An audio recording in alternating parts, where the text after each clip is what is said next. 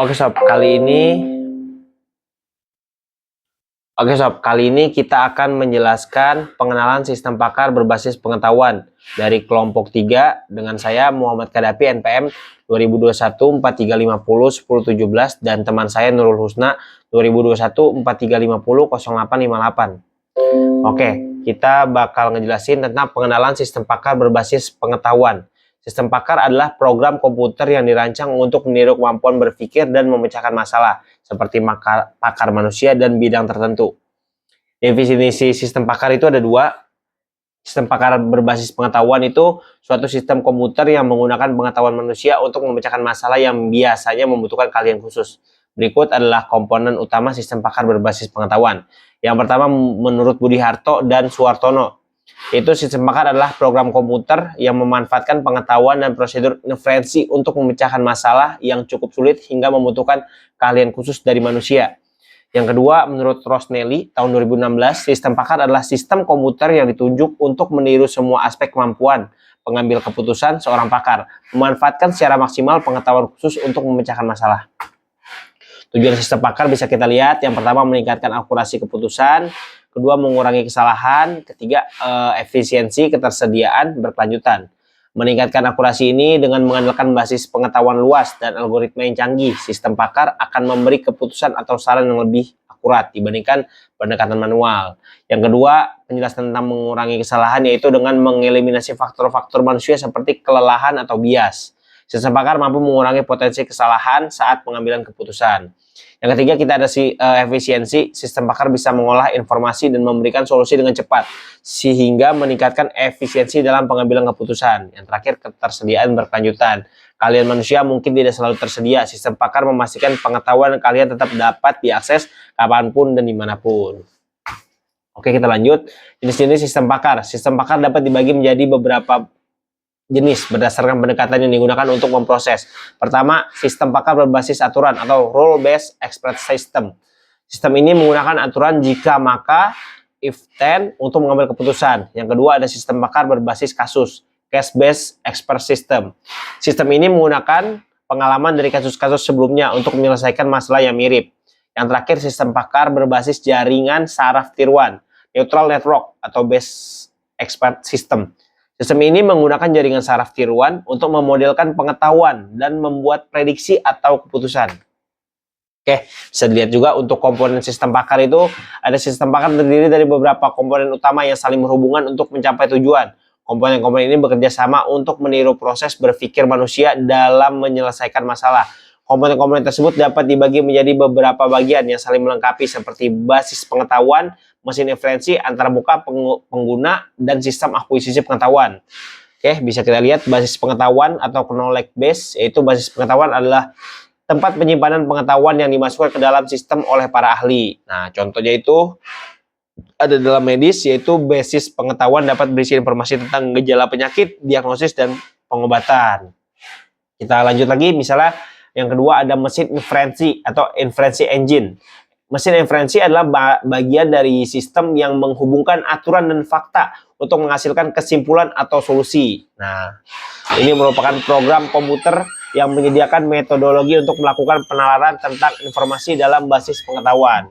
Contohnya forward chaining, yaitu mesin inferensi dapat menggunakan strategi forward chaining untuk menyelesaikan masalah. Oke, kita lanjut lagi. Yang ketiga, antarmuka pengguna atau user interface. Antarmuka pengguna memberikan cara bagi pengguna untuk berinteraksi dengan sistem. Biasanya dalam membentuk antarmuka, contohnya ada antarmuka grafis, sistem, grafik, atau perintah teks. Pakar dapat memiliki antarmuka grafis yang memungkinkan pengguna untuk memasukkan gejala pasien dan menerima diagnosis atau saran pengobatan. Lanjut, yang keempat ada penyimpanan pengetahuan. Penyimpanan pengetahuan adalah tempat menyimpan pengetahuan yang dimasukkan ke dalam sistem, sehingga pengetahuan ini dapat diakses dan dikelola. Contohnya database, penyimpanan pengetahuan yang dapat berupa database yang menyimpan data hasil observasi dan data lainnya yang dibutuhkan untuk pengolahan. Dan yang kelima ada modul penalaran. Contohnya pengambilan keputusan. Modul penalaran dapat digunakan untuk penalaran untuk mengambil keputusan berdasarkan pengetahuan yang ada. Contohnya sistem pakar itu. Oke, kita bakal perbandingan antara pakar dengan sistem pakar. Oke, faktor, bisa kalian ada faktor, pakar, dan sistem pakar. Faktor ada types availability. Pakar itu hari kerja, sistem pakar itu setiap saat. geografis, dalam segi geografis pakar itu lokal atau tertentu, sedangkan sistem pakar itu di mana saja. Dari segi keamanan tidak terganti, tapi sistem pakar terganti. Untuk dapat habis, pakar dapat habis, sistem pakar itu nggak bakal habis. Performnya pakar itu variabel, sistem pakar itu konsisten. Kecepatannya pakar juga variabel, sedangkan sistem pakar itu konsisten. Dan untuk biayanya pakar itu tinggi, dan sedangkan sistem pakar itu terjangkau. Oke, kita bakal lanjut ke contoh sistem pakar, yaitu dari MYCIN, sebuah sistem pakar medis yang dikembangkan pada tahun 1970-an untuk membantu diagnosis penyakit infeksi dan merekomendasikan pengobatan. Ada dari Dendral, sistem pakar yang digunakan dalam bidang kimia untuk menganalisis struktur molekul berdasarkan data spektroskopi. Dan juga ada Exxon atau R1, digunakan di perusahaan Digital Equipment Corporation untuk merakit komputer dengan cara mengonfigurasi komponen berdasarkan pesanan pelanggan. Dan ada juga Prospektor, adalah sistem pakar yang digunakan dalam geologi untuk mengevaluasi potensi mineral di dalam daerah tertentu. Sistem ini membantu geologi dalam pengambilan keputusan terkait eksplorasi sumber daya alam. Oke, kita lanjut lagi untuk keuntungan kerugian. Keuntungannya bisa kita lihat, untuk pengambilan keputusan yang konsisten, sistem pakar dapat memberikan rekomendasi berdasarkan logika yang sama setiap kali, mengurangi pengaruh emosi manusia, dan juga pertimbangan alternatif yang lebih banyak memungkinkan manajer untuk mengevaluasi lebih banyak opsi dalam proses pengambilan keputusan. Dan untuk keuntungan yang kedua itu efisien waktu, memberikan nasihat cepat kepada pengguna sehingga mereka dapat lebih fokus pada keputusan strategi. Kerugiannya tidak mampu dalam situasi baru. Contohnya sistem pakar seringkali tidak dapat menangani masalah yang tidak terstruktur atau situasi buruk, situasi baru yang tidak tercakup dalam basis pengetahuan. Dan satu lagi, keterbatasan adaptabilitas, memerlukan pembaruan berkala untuk memastikan relevansi pengetahuan yang bisa menjadi proses yang mahal dan memakan waktu. Oke, ini ada aplikasi sistem pakar dalam kehidupan sehari-hari.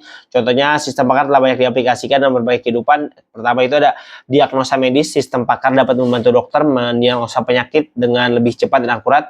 Terus ada juga permainan komputer. Sistem pakar dapat digunakan untuk menciptakan karakter AI yang lebih realistis dan cerdas dalam permainan komputer. Terus ada juga analisis keuangan. Sistem pakar dapat membantu investor membuat keputusan investasi yang lebih baik. Terakhir ada juga robotika. Sistem pakar dapat digunakan untuk membuat robot yang dapat bekerja secara otonom.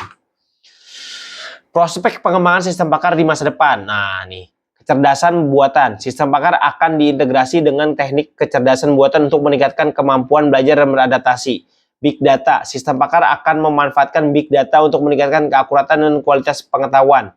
Dan juga Internet of Things atau IoT. Sistem pakar akan terhubung dengan IoT untuk mengambil dan memproses data dari berbagai sumber. Habis. Terima kasih guys. Terima kasih.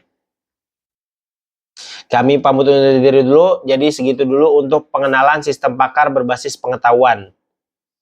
Terima kasih dan Assalamualaikum.